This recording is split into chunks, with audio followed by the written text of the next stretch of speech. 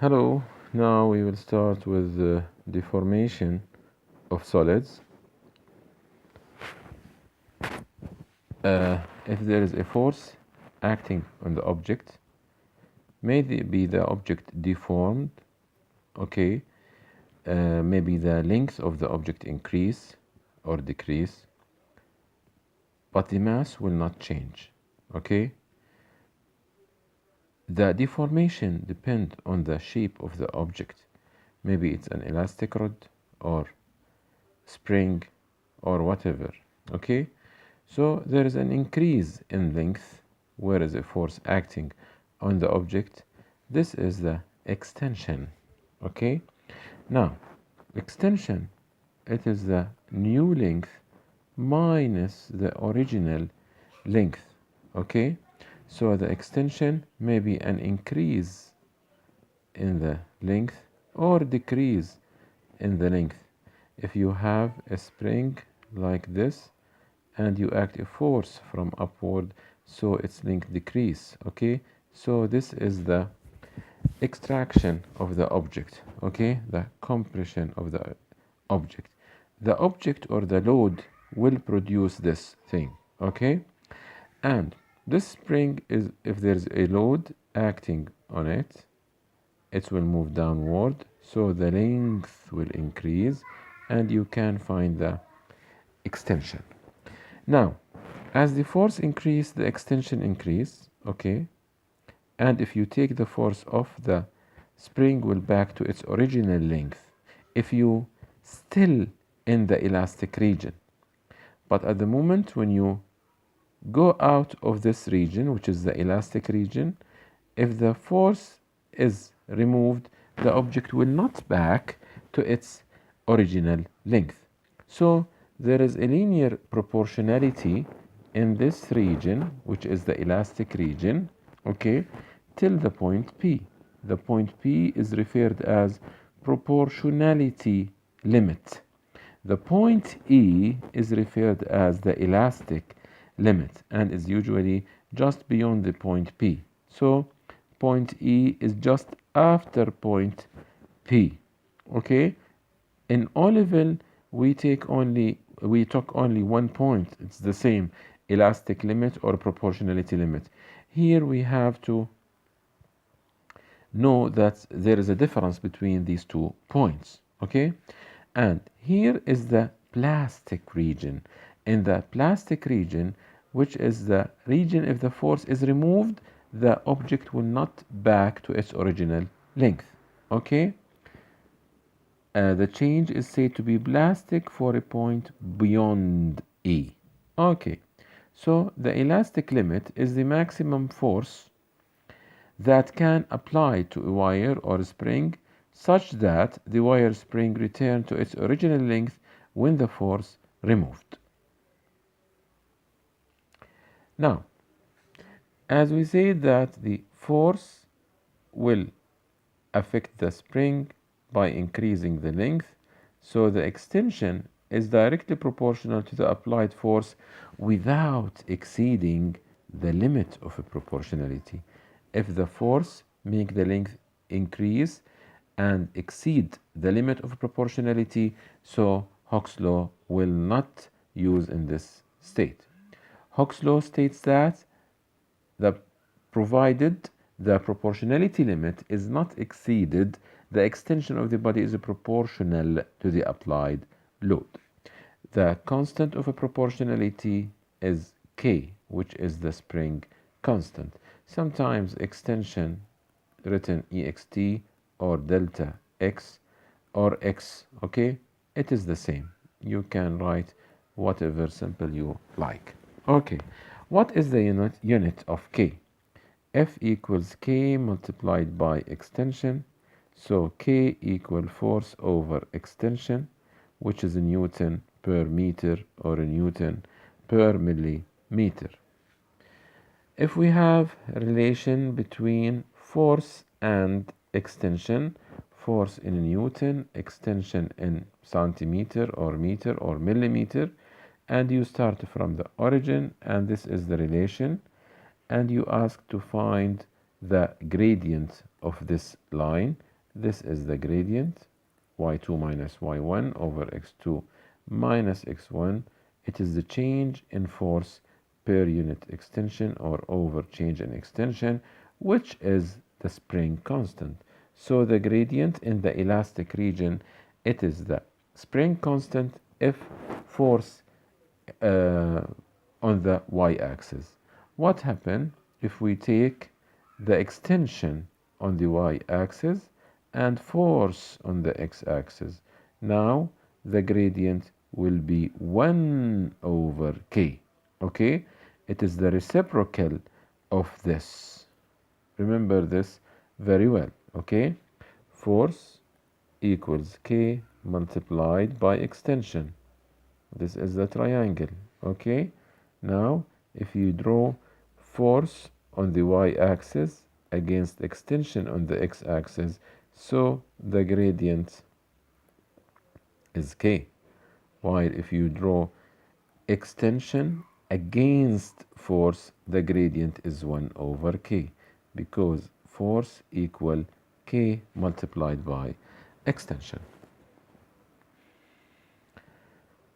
Now, we have energy stored in the spring or elastic band, which is the strain energy.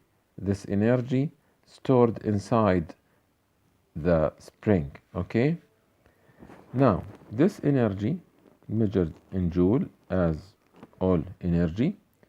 This energy equal half multiplied by k multiplied by extension squared, or energy equal half multiplied by force by extension. Okay, how they find this value? Because if you draw force against extension, so this area is the energy stored, half multiplied by force multiplied by extension, and we know that force equal k multiplied by extension. K extension multiplied by extension, it's extension squared. Let's do it again. Energy, it is area under force extension graph, which is triangle, half multiplied by force by extension, and force equal to k multiplied by extension.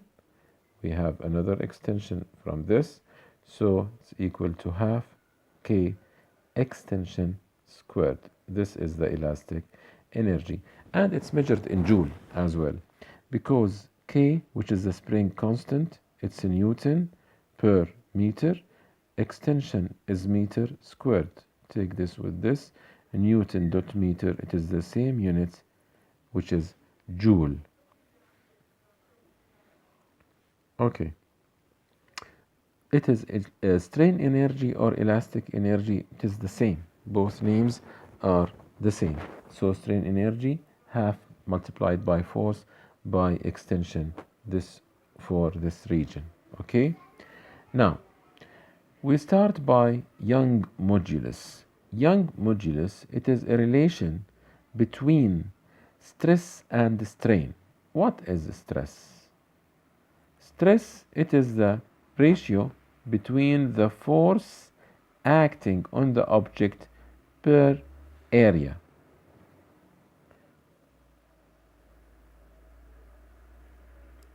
Again, stress, which is force per unit area. If we have object like this and we have force, the force have to be equal and from opposite sides, in opposite direction. You can add a force like this from here and here, same force from both sides to produce compression, to make the length decrease. Okay, if you take this force, one of these forces, which is perpendicular to the cross-sectional area, multiplied by this area, you find the stress, which is Newton per meter squared which is measured in Pascal. So the stress is almost a pressure. Now, what is the strain? Strain, it is the ratio between the increase or change in length divided by original length. Okay, if we have a wire 20 centimeter, this wire increases to, let's say, to 21 centimeter, so the change in the length or increase in the length is 1 and the original length is 20, so this is the strain. The strain is centimeter over centimeter or meter over meter, so it's unitless. Now, we know the stress and the strain. Young modulus.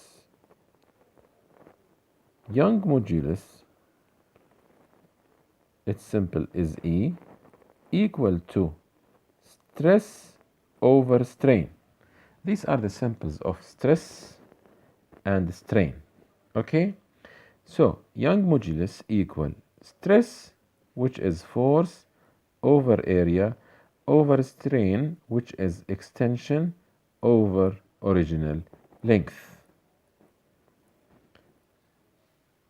Here this is unitless, it is 1, and here it is Newton per meter squared, which is Pascal.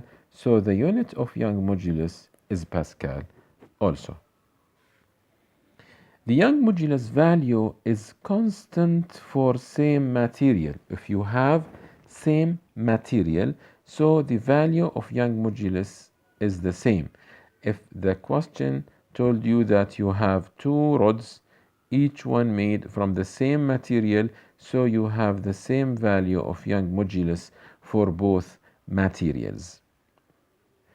Okay, now if you have a relation between stress and strain, and it's drawn, it's look like the force extension graph.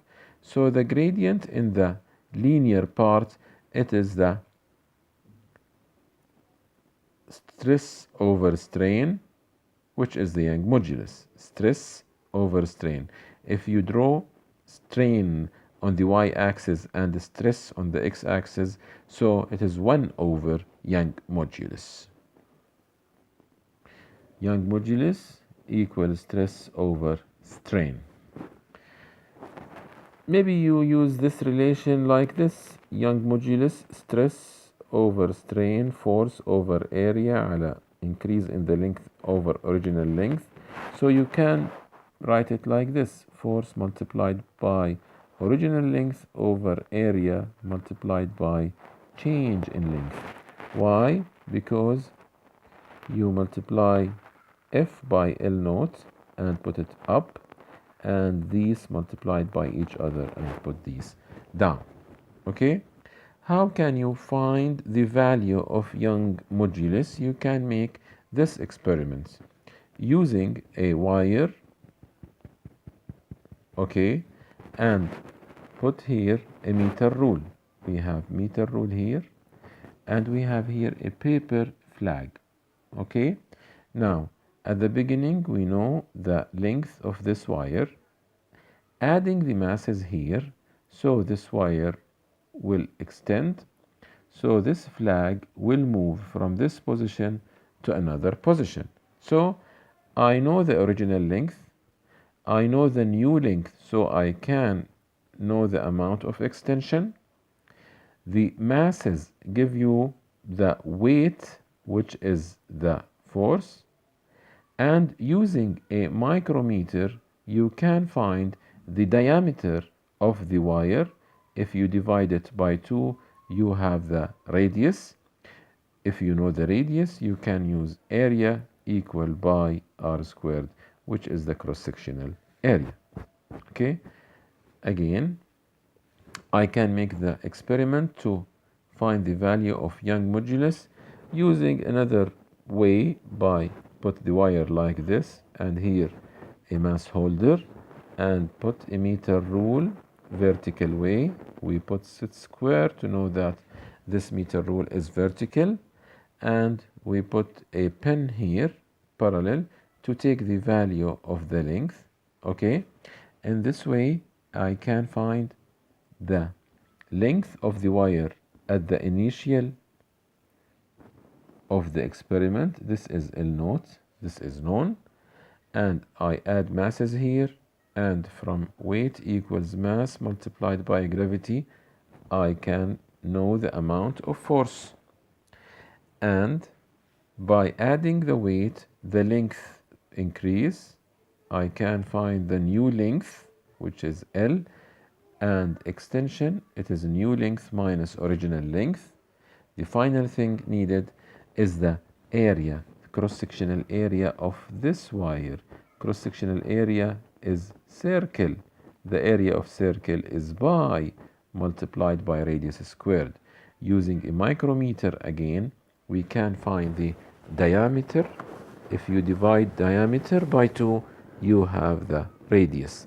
Radius squared multiplied by pi, we can know the amount of cross-sectional area. So the area known.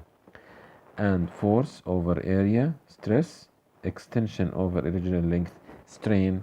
This is the value of Young modulus if you divide these by each other. Now, each material, as I mentioned before, have a definite Young modulus. This is for aluminum, copper, steel, glass, and rubber. You have to remember that the Young modulus is of the order 10 to the power 10 or 10 to the power 11 for the materials. Okay, this number have been remembered just for the order of 10. Okay, that's all for chapter 9. Solve the questions of this chapter, please, and try to solve more past papers, and we will talk later, inshallah. See you again. Assalamu alaikum.